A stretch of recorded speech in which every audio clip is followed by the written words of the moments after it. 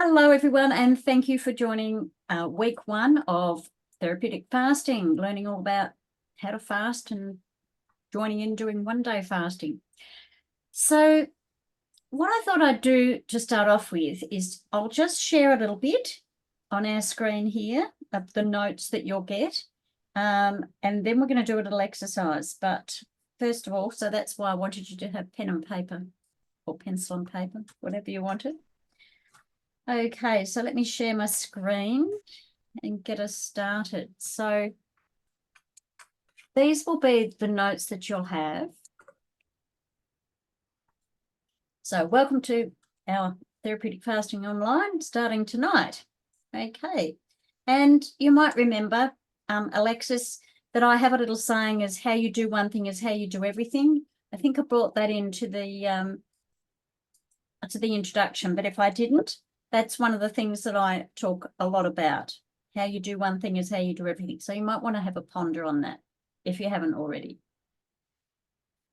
Tonight, already welcomed you. We're doing a little bit of a commitment, booking the consultation, which you both have. So thank you. I've already put that in.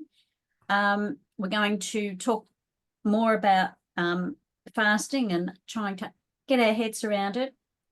Preparation and outlining a fast, a one-day fast, and what you need to do and what day do you plan to do it in. And we'll go through what you actually need. So that's the practical side of things, which I will just go through the first couple of pages. This one's just a disclaimer, which you can read later at your leisure. This one is a commitment agreement that I make up, and I do ask people to sign it and send it to me. You don't have to, but it's a good idea too, because it helps you. And if you want to print it and have it up in front of you over your computer or something, that's always a good thing to do. It's just reminding you that, you know, you've taken on this task for the next 5 weeks. And, you know, that would be awesome if you could do that. We're going to start off with why preparation is important in a moment, but I'm going to come back from sharing. We're going to do a little exercise. So because there's only the two of you, and because I know you've both done a bit of work, I can take you a bit further than what I'd normally do. So what I want you to do for this little exercise is you've got your pen and paper, and I want you to draw 12 boxes on there. You know, just do a grid line and 12 boxes. Doesn't have to be by a ruler or perfect. And Lindy's disappeared into the plant. I'm just going to get just a blank piece of paper. It's all right.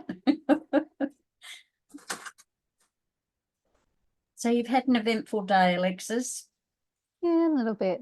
So on top of no reception, I found out later when we started getting some reception, because it's very weird. Like the phone, we had no reception on the phone, but our internet, which is separate, had a little bit of go to it. So anyway, but found out there was a shooting 20 k's south of Miriamvale, which is about 28 k's from us or something like that, and north.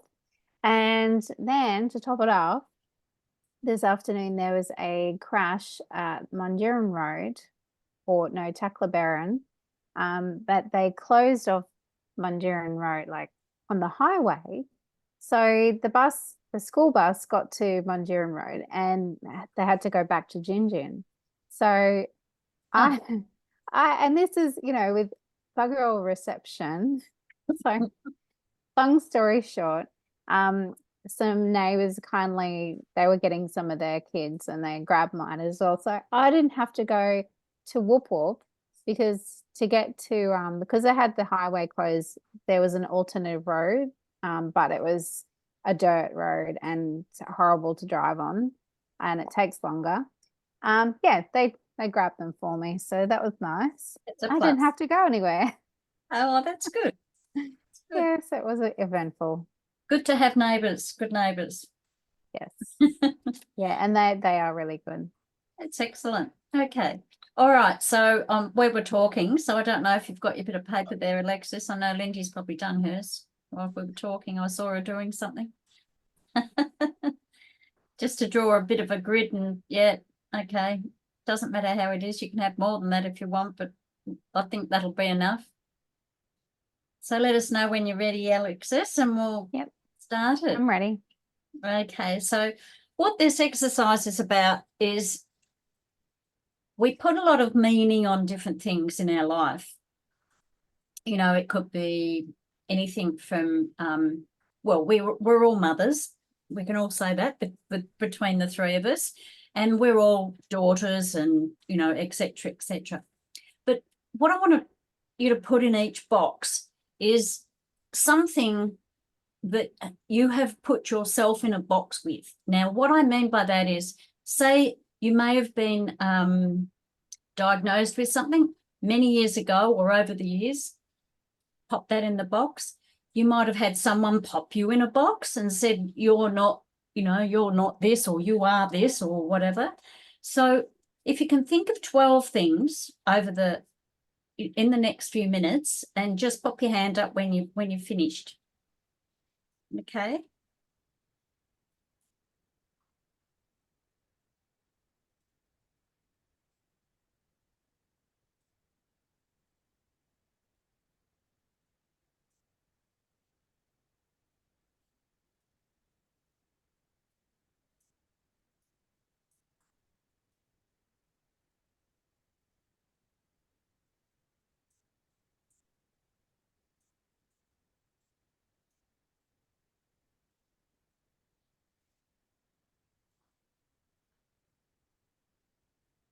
I've got 4.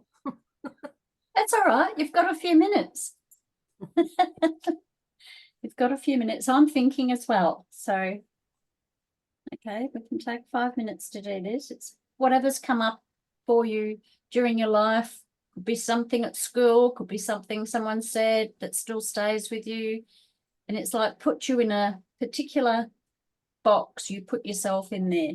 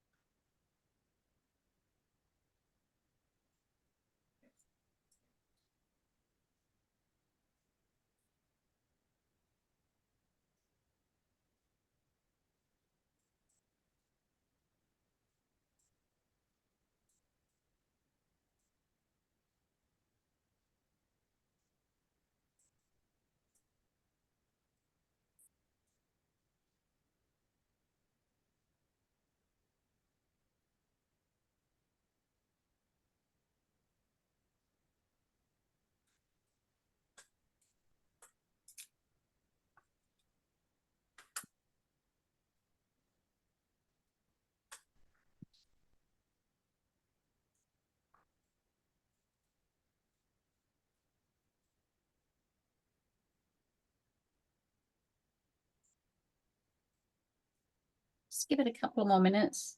If we haven't got 12, it doesn't matter. I'm I'll up do. to 15. Oh, good.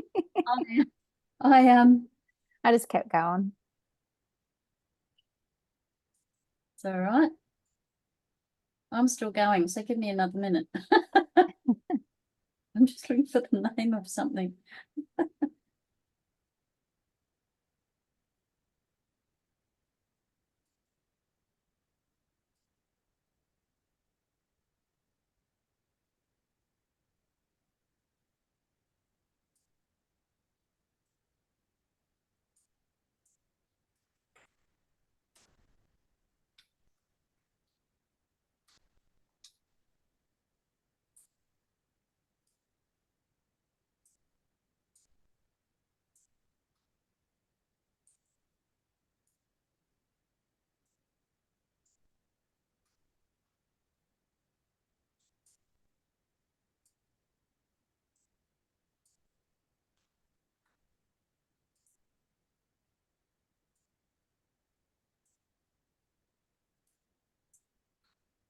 There we're going. 17. I was trying to go for the 18. I'm like, nah, brain's done. Do you want to go first then, seeing as you've got so many? Okay, well, these are what came through. So the MS, I had fat, shy, mother, sister, worker, poor, not good enough, can't run, don't know enough, responsible daughter, too controlled, emotional, moody, singer, writer, good friend, kooky, off with the fairies. That's what I got. Do you want to go next, Lindy, or do you want me to go? Sure, I can go. I've got 12. Won't succeed with that. Never be slim. Lazy, don't go anywhere. Need XYZ to do whatever. Fingers McRae, chewing nails, picking up my nails, fingers in everything and messes it up. Thank you, Grandma. Public embarrassment. Not girly enough, caring about my appearance. Too busy. The technician, only good for doing the work. Just go do it.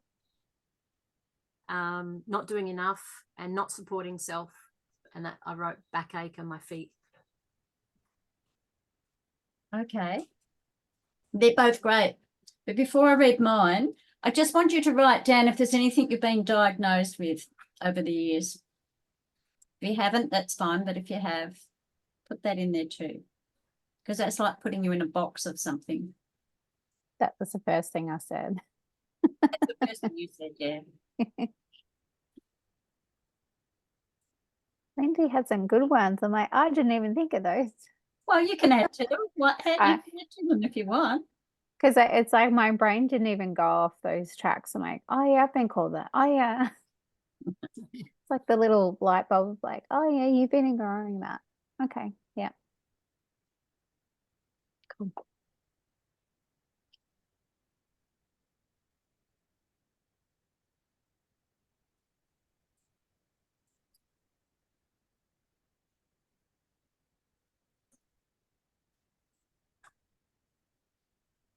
Lindy must have got diagnosed with a lot of things.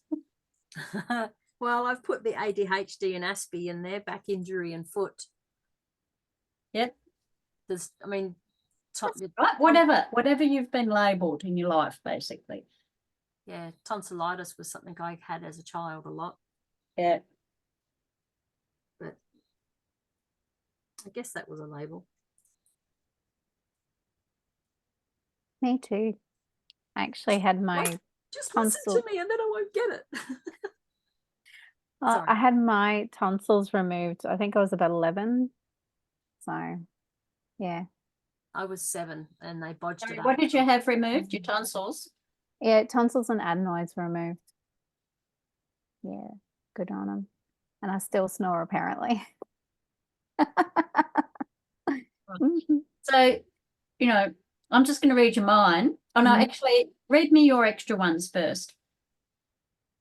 I just stole Lindy's not supporting self. I'm like, oh yeah, I do that because I've got back pain a lot. So Yep. yeah, Okay. that was the biggie. All right. Lindy, what else did you get? I added in the ADHD, Asperger's, back injury, foot, tonsillitis. Yep. Okay. So they're things that where you sort of, people have said this is what you've got. So you sort of put it in a little box and you up here and say there's another label. Yeah. So I'm just going to read you mine. I had irritable bowel most of my, for about 30 years till I was about 42 or something. So I had myself in that box. So of course it kept happening. So you'll see where I'm going with all of this. I always had, you can't do that. If I was told anymore when I was young that you can't do that, I was going to go nuts. And that I was a rebel when I was in my teenage years. I never know what you're going to do. That was one of my mum's. She used to say it to me nearly every day. I never know what you're going to do. Mm. So you're a freak and you'll never get anywhere and you'll never have any money. No one's going to be interested in what you do. I can't do what you do. Like, it's just a lot of people say that. I've had lichen sclerosis. I don't know if you know what that is. That's when you have the vagina has like little paper cuts and it's really painful. And the doctor told me that I could never have sex again because the rest of my life because I had that. And I thought, No. really? Come on, Doc. My parents said to me, one had osteoarthritis and one had rheumatoid, and they said, well, you're going to be lucky because you'll have both. And I said, no, not having any. And I'm a mother, sister, nana, and a daughter. So similar things. But where I'm going with this is that we label ourselves, and somebody says something to us and we put a label on ourselves and it stops us from moving forward. So what I want us to do, if you've got your matches or I want you to burn this because this is not who you are. This is not who you are. This is you've been labeled. And just remember that when we're labeled with something, it's in that moment. It's not for the rest of our lives. Obviously, mother, daughter, and things like that are. But if we've been labelled and diagnosed with something, it doesn't mean to say we're going to have it forever. It's just what's going on at the time. I will burn mine. Sorry, I'll burn mine afterwards. Otherwise, I'll set off the smoke alarm. Okay, that's all right. And I've got the fire going, the wood stove, so I'm just going to add it to it. Yes, and I'm just going to burn mine. I'll be back. I'll be back. I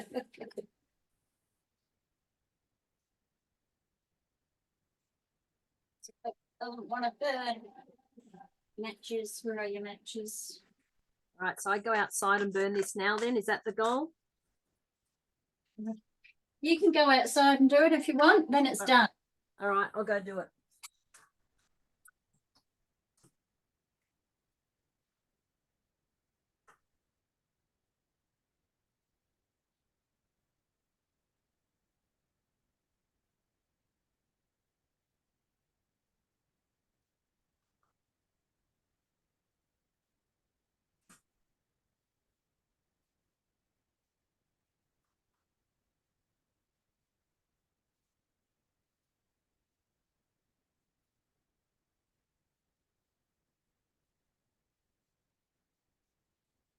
I'm just watching mine burn. Because it's just in the room here. In the container.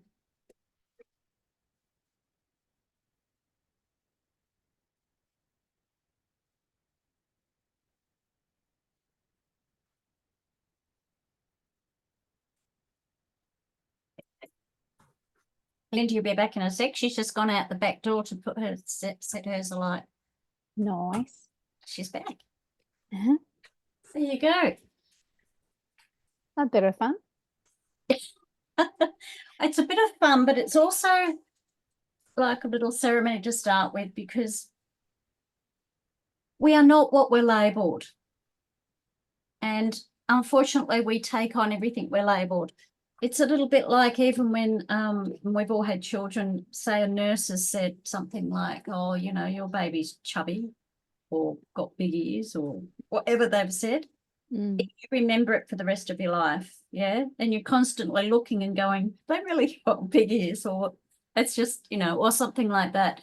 So we have to be quite mindful. Everybody needs to be more mindful about what they say.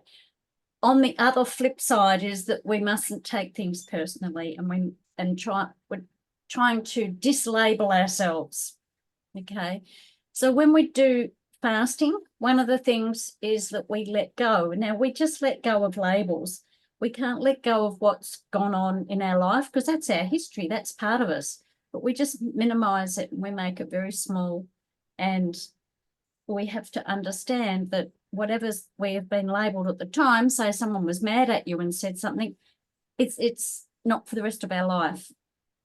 Because unfortunately, we remember all those little things and we make them mean something, and it stops us. So, I'm trying to get one out of my head at the moment. oh, right. What's that?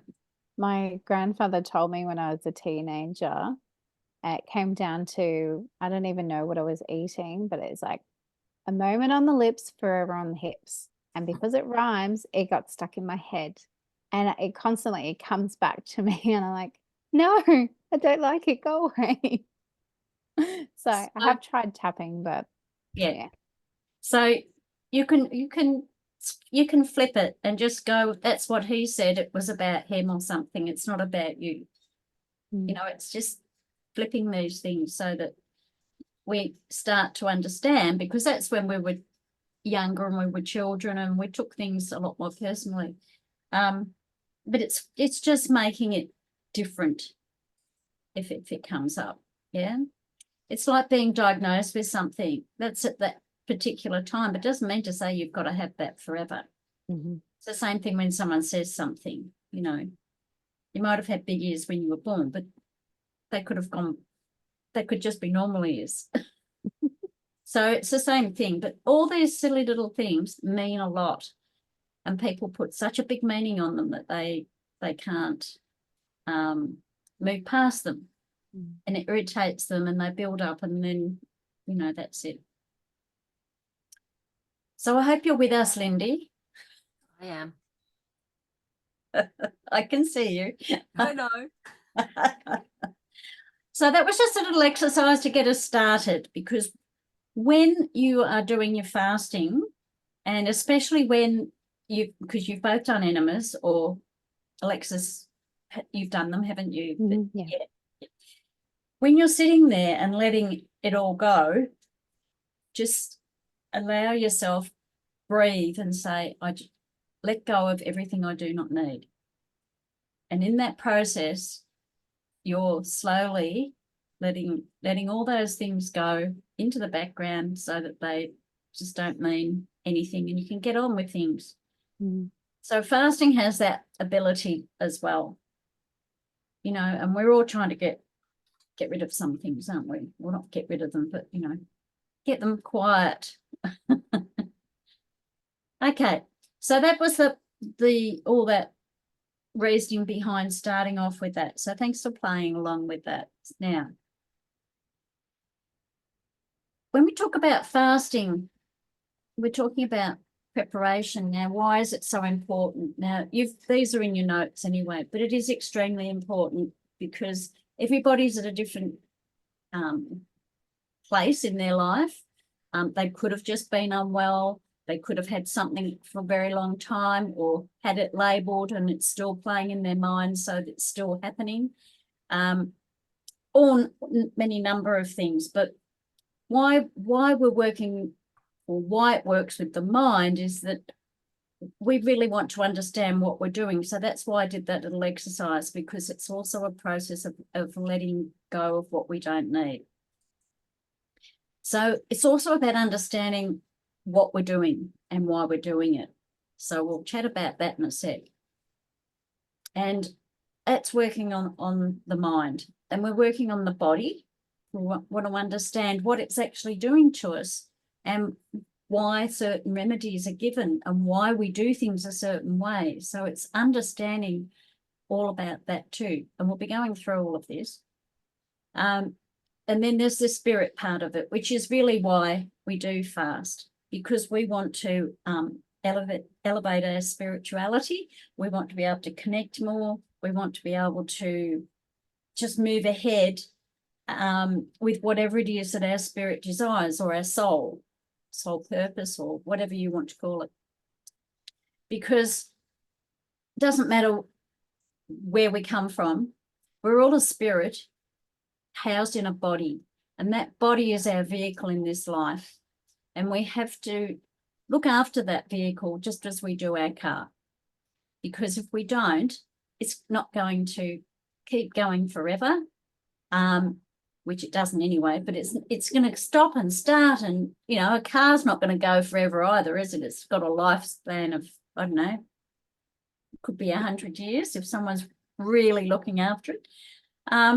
So we really, really do need to think about what we're doing to ourselves, because it is what we do. Okay. I've got here about removing certain foods prior to fasting is important.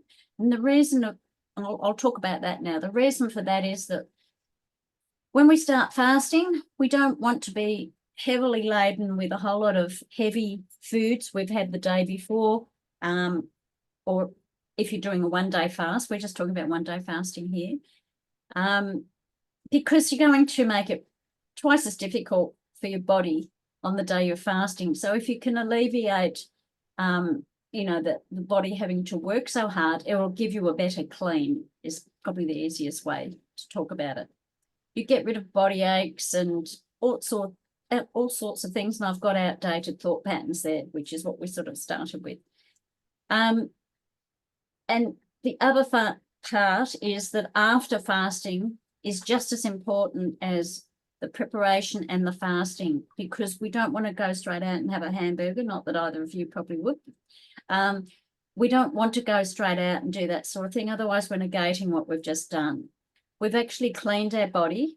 It's in a really good space, and we want to build it up and get back into the foods that we would normally have, or the better foods that we can move on with slowly. That way we get much more lasting, I guess, health.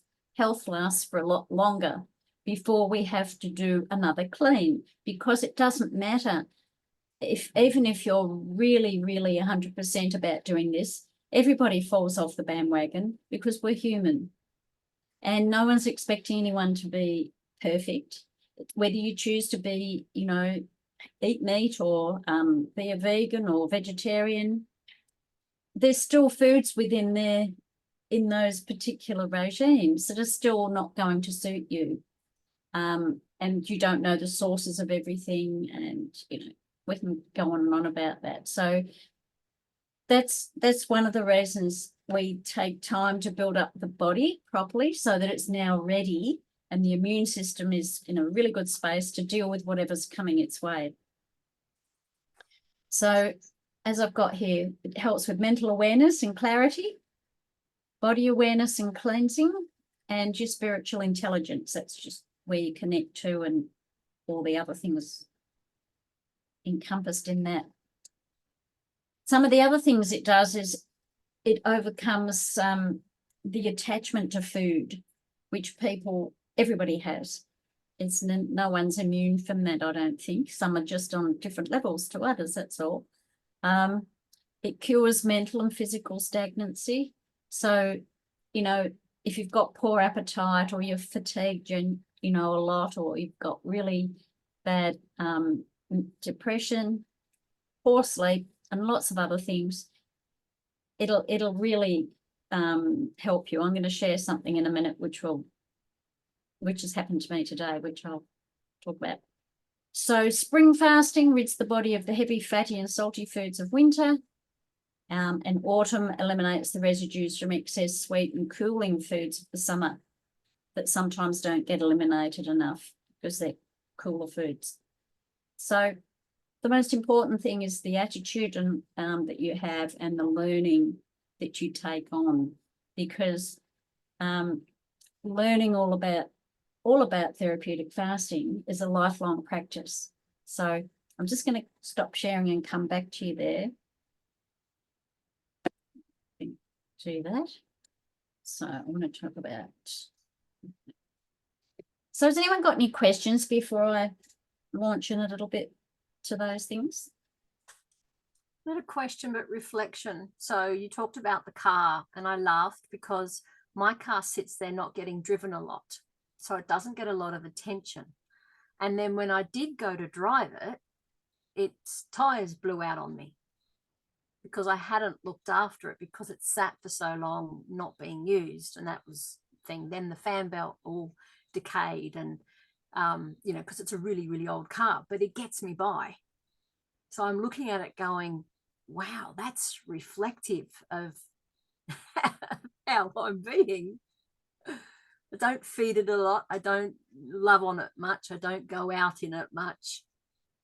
And when I do, I'm like, oh, it's just a car. It gets me from A to B. It's good enough. Instead of going, no, this is not good enough. Yeah, so that was interesting. Yeah, I use the car analogy a bit mainly because if we're talking about fasting, I think I've got some beetroot in the sides of my mouth, sorry.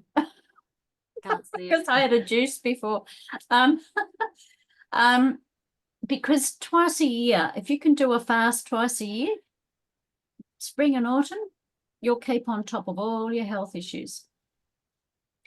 And what do you do with your car? You give it a service twice a year. That's why I use the car analogy. And we're a spirit we've been gifted this body to move around in, because when we're a spirit, we can't do anything. And I can attest to that. After having a near-death experience, you're just a spirit. You can't touch, feel, you know, you've lost your senses. You just can't get around, be in nature, do any of those things. So why wouldn't we want to be in the best health we can while we're here? Hopefully we live to 200 years, but, you know, that might be a bit boring because everyone else will be gone. I will have to make new friends. But anyway, that's a little bit of a joke that some of us have who regularly fast. So what I wanted to say to you today is I decided that I was going to fast. I'm going away on the 1st of June for 3 months. And I thought, right, I want to do a longer fast. And I know that we're not doing a really long one at this stage, but I'm on day 3.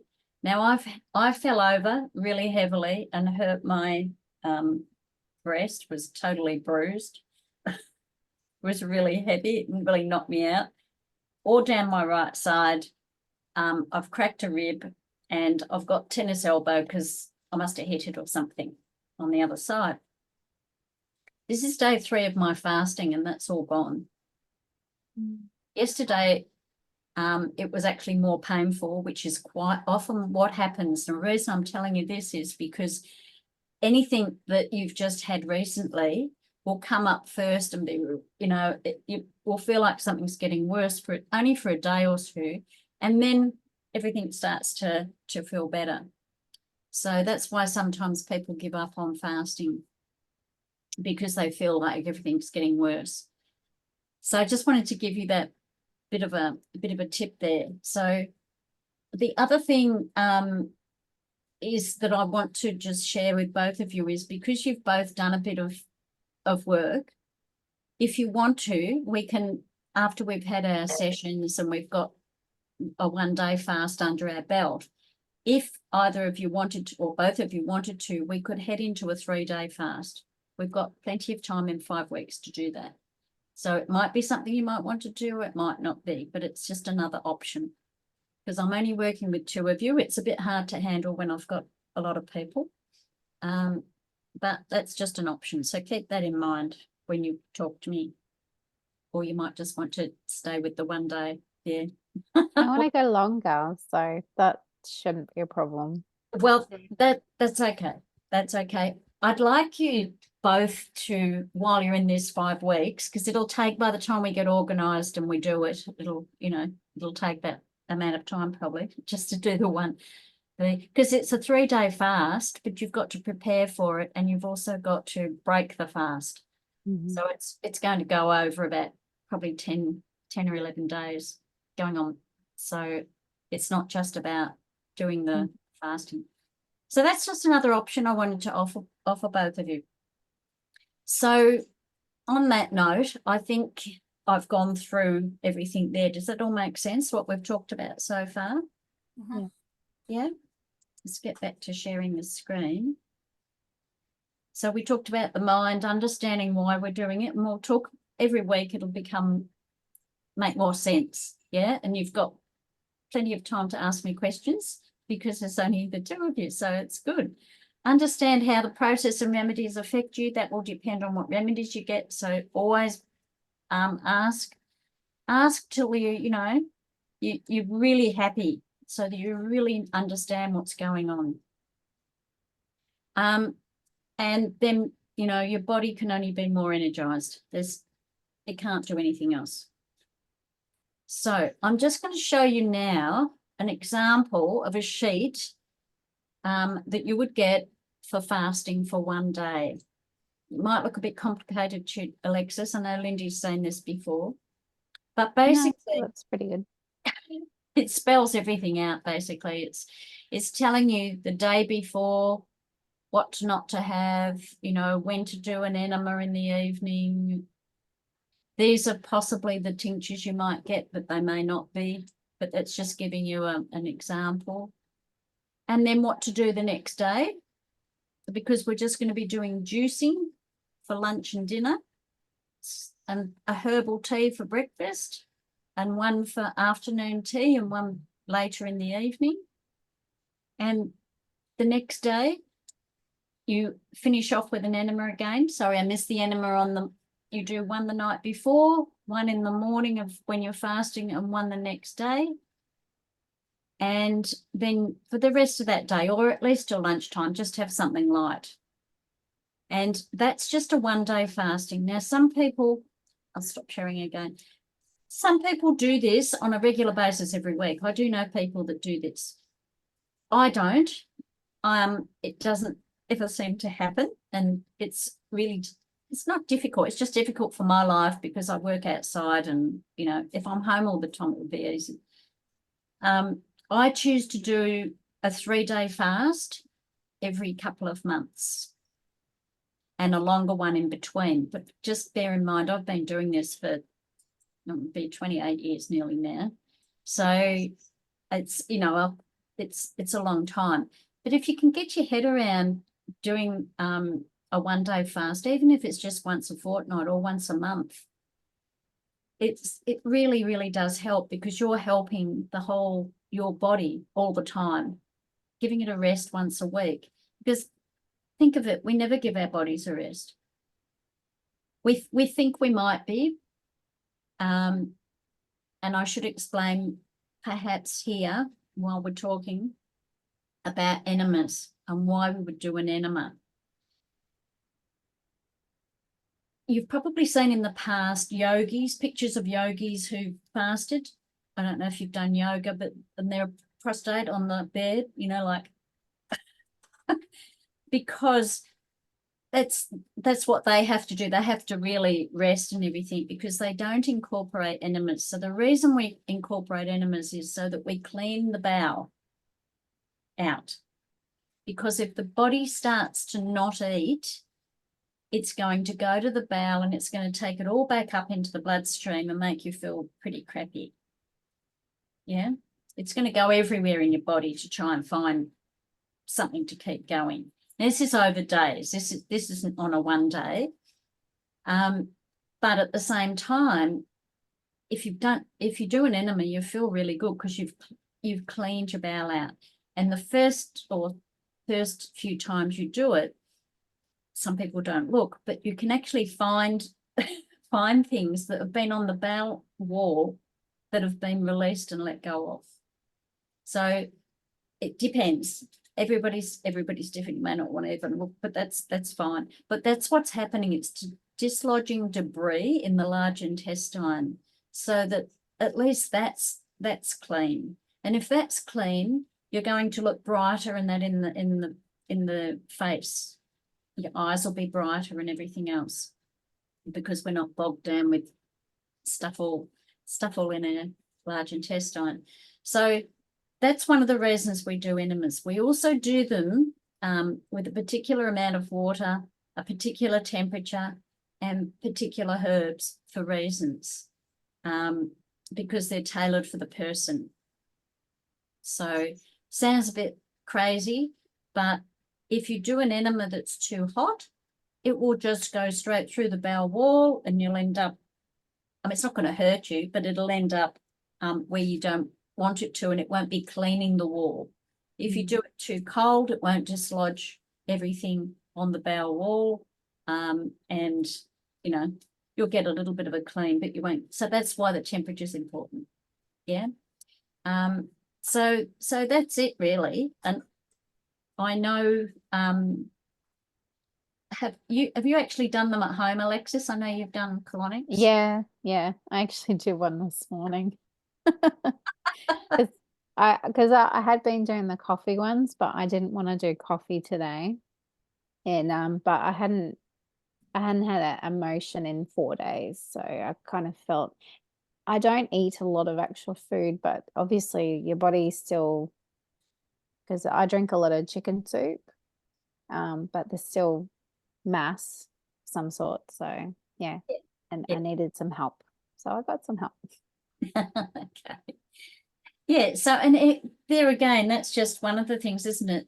It's like irritable bowel. Some people have, they might be constipated for a month on and off, and then the next month they're sort of, got diarrhea every day or loose bowels.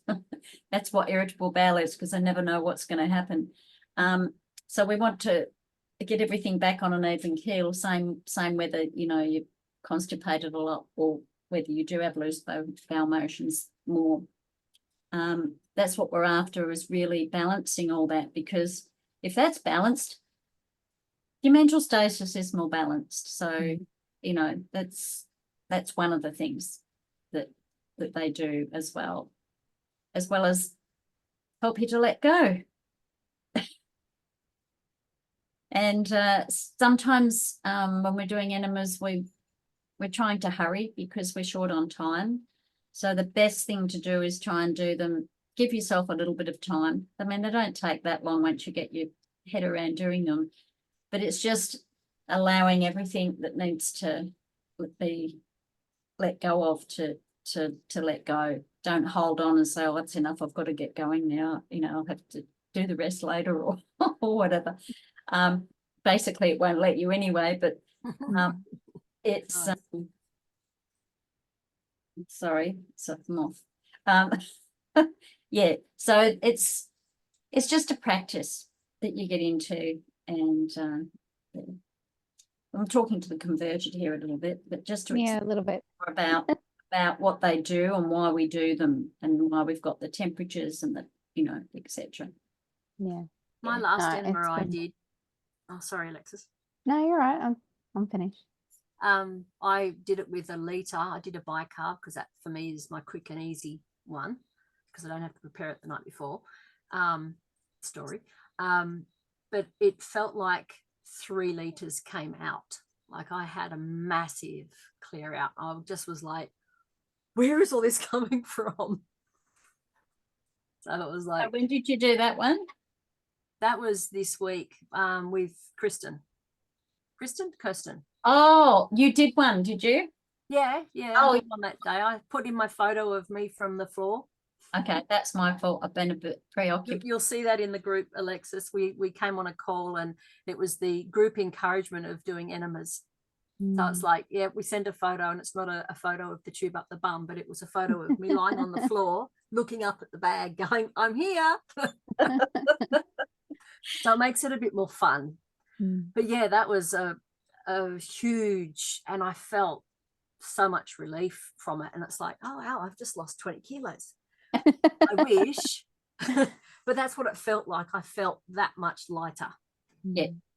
Yeah. And, you know, people say you get addicted to them, but they're not the sort of thing you want to do all the time anyway. Mm-mm. I don't know how you could get addicted to them, and that's me who's done them for a long time. When we do a maintenance of enemas, cleaning the bowel out, we just do 3 a month.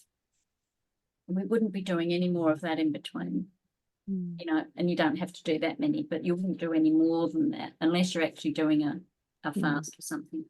So enemas are usually only done when you're actually juicing on either side, beginning and end. But we don't do them any other time unless we're feeling banked up and we need to do one. So, you know, it's got to be a bit flexible to some extent. So what else have I got in store for you? Unless there's any other questions there. Salt.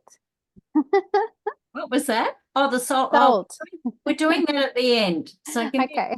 let's just you're wondering I what's going on. have this habit of jumping, and I'll be like, oh, but what about this? And they're like, I'm not there yet. Just wait. Have some patience. It got That's me as well because I haven't seen Sandy post in that thing, so it got me curious. Going, oh, I want to find out. So Yeah. it was good. It created a bit of excitement for the mind Mhm. to be curious and pay attention, waiting for this thing. However, I've not thought about it until you said it. I did open up asking about it. okay. My mind being busy. So these are the things that you're going to need that you might want to start gathering together. I know you've got an enema kit, Alexis, but I'll have to get you a thermometer up to you. But we're going to talk tomorrow, aren't we? Mhm. So we'll Yep. get that sorted, and I'm catching up with Lindy on Thursday. So these are the things that you need. Okay, so obviously a juicer. If you go out, just a glass thermos is good to put your juice in, because juice only lasts for about 20 minutes if it's got the light coming into it. So, you know, it's better if you juice and drink it straight away, but if you're going out, it'll last for, you know, a few hours in your thermos. So it's in a cool, dark environment. Glass is better than metal lined ones. But if you've only got a metal one and we're only doing 1 day fasting, that's okay. But it's just to have a think about. Really easy to transport around then. A non-metal saucepan, but you can use one if you have only got a metal saucepan in the meantime. But ongoing, these are things to start to accumulate so that you've got all your equipment, and you don't, every time you want to fast, then you don't have to do anything except just use what you've already got. You don't have to think about it. So wooden spoons, a plastic sieve that you get from like the $2 shops, because we're not using metal. A glass jug is better than a plastic one.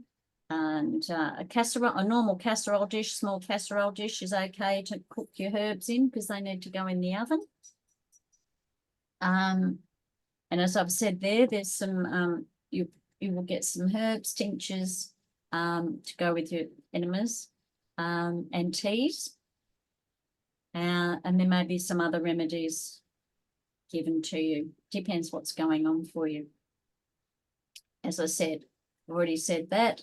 There you go. I've already said that too. So by the end of the 5 weeks, I want you to have gathered all your equipment. So it's going to be really easy for you to do whenever you feel the need to do one, or whether you're going to do one weekly or monthly, or whenever you decide to do them, you've got everything there. And if you hop on to do a longer one, I tailor all of those too. And basically you've got all your equipment. It's just a matter of getting maybe some new tinctures and herbs, and doing different things than you would just for a single 1 day fast. So that's the notes for tonight, just to get you started. Yeah, and we'll have our sessions this week and make sure we have everything ready for next Monday and we can get started. Okay. I was going to say something else then. Can't remember. Anybody got any questions? And then we'll go and do this other little exercise. Can I just say that I picked up grammar. You've got prescribed twice in the one line. Oh, have I? That's all Sorry. right. I'm a little OCD when it comes to grammar, No, and that's all every good. time I see Where things is it? so just under 9 and 10, equipment for herbs. 11, that line. Oh. Yeah. Prescribe. There we go. Out. Thank you. That's all right. Thank you. You're like me. Yeah. But sometimes things escape us, even though we think, we've read it a few times. Okay, Yeah. thanks for that. You're welcome. So, yeah, as I said, you'll get those notes. Mhm. Now, am I doing? I shouldn't be asking this really, but Lindy, am I doing this as we set this up, didn't we? So I just add the video and the notes. Add the video and the notes to the landing page and just Yes. give us a link to the landing page. There's no email. So There's just a link in the Facebook Messenger chat. Okay, thank you. So I will do that. I may not do it tonight because I've got a client after this. So I will get it done ASAP and get them up there. But at least you've got a bit of info to go on with. I'm speaking to Alexis in the morning anyway, Lindy on Thursday, and we can gather everything together and be ready for next week. Yep. Now, big glass. A spoonful of salt. Mhm. What have I got here? I think if it was ran the right way, wouldn't it? Sea salt. Mhm. Now I use the fine one, but if you've got the other one, it doesn't matter. The granulated one. Just a tablespoon in your glass, Okay. and then you put boiling water in. Okay. I've already got a Because glass you need one. to dissolve the salt. You Okay. can do that. It just takes time. Sorry. It just takes time if you just put it in. It does. So you've got the granulated one, yeah? Mhm. Yeah. So it'll take a bit longer. And if it's not completely dissolved, that's okay. But if we're going to close and you're going to go off and do this, okay? You can put in notes in the Facebook page.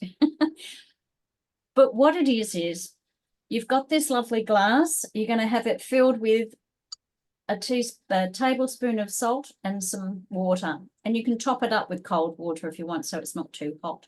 What are we going to do with it? We're going to lay on the floor. You're both okay to lay on the floor? Yep. Yeah. Yep. Lay on the floor and you put this between your feet. Okay, so your feet will be more like this. Yeah. So you'll have your legs together laying on the ground and just laying still flat with your palms up. Now, the idea is that we have a foot chakra and not many people look after it.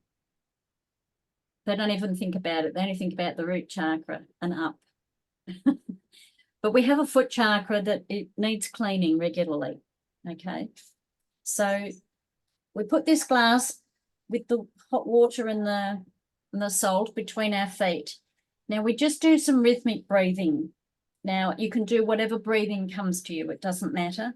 I'm sure you've both done breath work. What I do is I breathe in and I take the breath over my head, down my legs and arms and torso and arms and legs, and I give it a big like this. Okay, so they will wonder what I'm doing when I'm doing this. And I do that for as long as I feel I need to. It might be 10, it might be 30, for as long as you feel you need to. You don't have to do it forever. 10 minutes or so is usually ample if you go that long. So when you feel like you're finished and you're more relaxed, because it relaxes you and it also helps aches and pains to just move. The other thing you can do while you're doing this, if you're with me and it's not too much for you, is as you're breathing out, imagine all the air going through everything and opening everything up. So if there's any stagnancy or anything in the body, everything will sort of open up and be more relaxed. Okay, so this is does other things apart from cleaning our foot chakra. So it really cleanses it. We're putting a lot of stuff from our body into the glass. Just remember, it's coming down into your feet, it's going into the glass.